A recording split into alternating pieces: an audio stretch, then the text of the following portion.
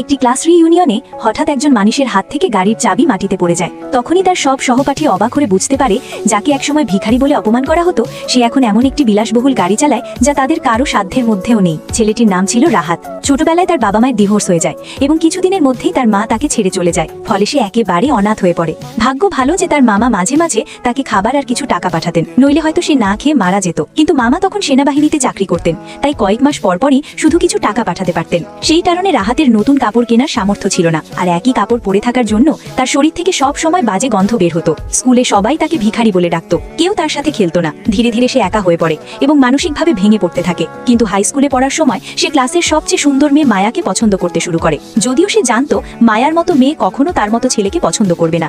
একদিন হঠাৎ করে তার ধাক্কায় মায়ার কলম মাটিতে পড়ে যায়। রাহাত তাড়াতাড়ি সেটা তুলে নিয়ে নিজের কাপড়ে মুছে পরিষ্কার করে দেয়, কিন্তু এতে সহপাঠীরা আরো হাসাহাসি শুরু করে। তখন ক্লাসের এক ধনী ছেলে রাকিব এসে তাকে লাথি মেরে সরিয়ে দেয় এবং বলে তার নোংরা হাতে কলম ধরার সাহস কিভাবে হলো। রাহাত যখন আবার কলমটি ফিরিয়ে দিতে চাইল, তখন মায়াও ঘুরে দাঁড়িয়ে ঠান্ডা গলায় বলেছিল কলমটা নোংরা হয়ে গেছে, সে আর এটা চায় না। এই কথাটা রাহাতের মনে গভীরভাবে গেঁথে যায়। সে বুঝেছিল সবাই তাকে নোংরা আর তুচ্ছ মনে করে। পরে কলেজে পড়ার টাকা না থাকায় সে নির্মাণ সাইটে কাজ শুরু করে, কিন্তু সেই কলমটা সে কখনো ফেলে দেয়নি, বরং সেদিনই সে শপথ করেছিল একদিন সে নিজের জীবন বদলে দেখাবে। একদিন হঠাৎ তার সামনে একটি গাড়ি দুর্ঘটনা ঘটে। রাহাত দ্রুত দৌড়ে গিয়ে ভেতরের মানুষটিকে উদ্ধার করে এবং পুলিশে খবর দেয়। এই ঘটনাই তার জীবন বদলে দেয়। পরদিন সেই গাড়ির মালিক কৃতজ্ঞ হয়ে তাকে $1,00,000 পুরস্কার দেয়। এত বড় টাকা কিভাবে ব্যবহার করবে বুঝতে না পেরে সে সব টাকা তার মামার হাতে তুলে দেয়। মামা সেই টাকা দিয়ে একটি ব্যবসা শুরু করেন, একটি পোশাক কারখানা। বছরের পর বছর কেটে যায়। সেই ছোট কারখানা ধীরে ধীরে বড় কোম্পানিতে পরিণত হয়, আর বড় শেয়ার হোল্ডার হিসেবে রাহাতও প্রচুর লাভ পেতে থাকে। একদিন কারখানায় যাওয়ার সময় হঠাৎ সে দেখে মায়া সেখানে চাকরির ইন্টারভিউ দিতে এসেছে। রাহাত তাকে দেখে কথা বলতে চাইলেও মায়া চোখে পানি নিয়ে চলে যায়, কারণ সে চাকরিটি পায়নি। ঠিক তখনই রাহাতের ফোনে পুরনো সহপাঠীদের রিইউনিয়নের আমন্ত্রণ আসে। সে সিদ্ধান্ত নেয় এই সুযোগেই মায়াকে তার সেই পুরনো কলমটি ফিরিয়ে দেবে।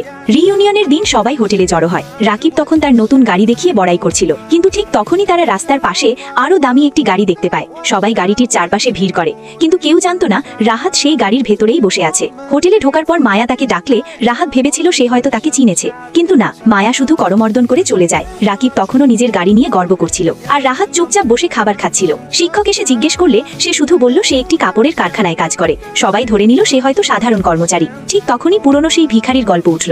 সবাই হাসাহাসি শুরু করলো, কিন্তু অবাক করার বিষয় মায়া তখন সবার সামনে দাঁড়িয়ে বলল স্কুলে সবাই মিলে তাকে কষ্ট দিয়েছিল, তাই আজ তার বদলে সবারই ক্ষমা চাওয়া উচিত। এই কথা শুনে রাহাত অবাক হয়ে যায়। ঠিক তখনই হঠাৎ তার হাত থেকে গাড়ির চাবি মাটিতে পড়ে যায়। সবাই অবাক হয়ে দেখে এটা সেই বিলাসবহুল গাড়ির চাবি যেটা একটু আগে তারা বাইরে দেখেছিল। রাকিব বিশ্বাস না করতে পেরে বোতাম চাপতেই বাইরে গাড়ির লক খুলে যাওয়ার শব্দ শোনা যায়। মুহূর্তেই পুরো হলরুম স্তব্ধ হয়ে যায়। গল্পটা ভালো লাগলে একটি লাইক দিয়ে জানাতে পারেন।